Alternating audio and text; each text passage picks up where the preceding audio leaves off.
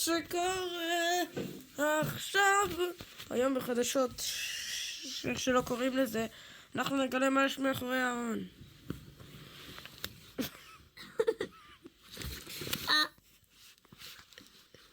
אל תבצע. היי, הסכמת איתי שנעשה חדשות. תראו את החצר המפואר בחטף שלי. אז בפרק הקודם אנחנו דיברנו על כל מיני דברים פשוטים, אבל עכשיו נדבר על דברים קצת יותר קשים. שב בבקשה, שב בבקשה. לא זה. אז ספר לנו על ההיסטוריה שלך עם ביצים. אתה כאילו מטומטם. ספר לנו או שאני ארצח אותך.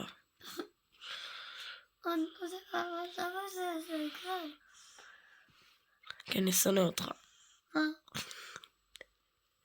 דבר על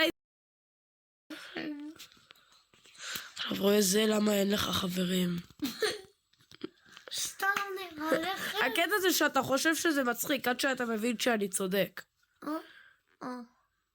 טוב, ספר לנו מה ההיסטוריה שלך עם ביצים. אוקיי. אני חייתי אני חייתי לפני הטילוסאורים. שאת ביצים מוסר חטף אותי כל החיים שלי, והתנסמתי איתו אתמול. זה היה רגע משהו. האם לפני שהוא השתלט עליך אמרת ביצים? לא. הוא אפילו לא השתלט עליי, הוא רצח אותי.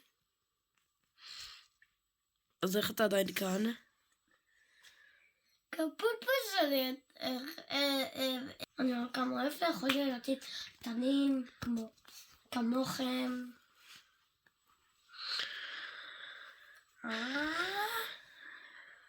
יש לי איזה מצלמה.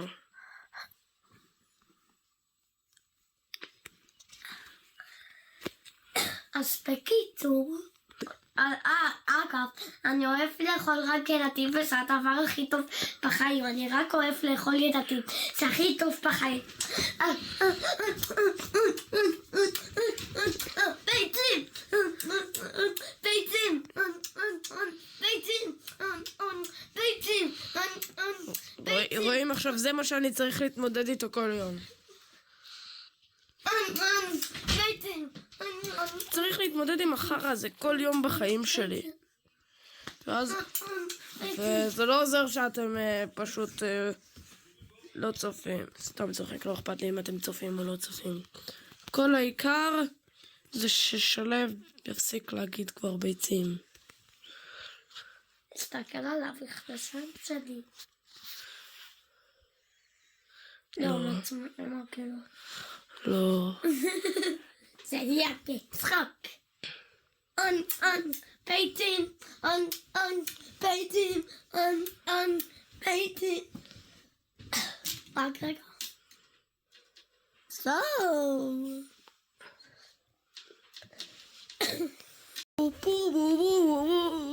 מה שקורה עכשיו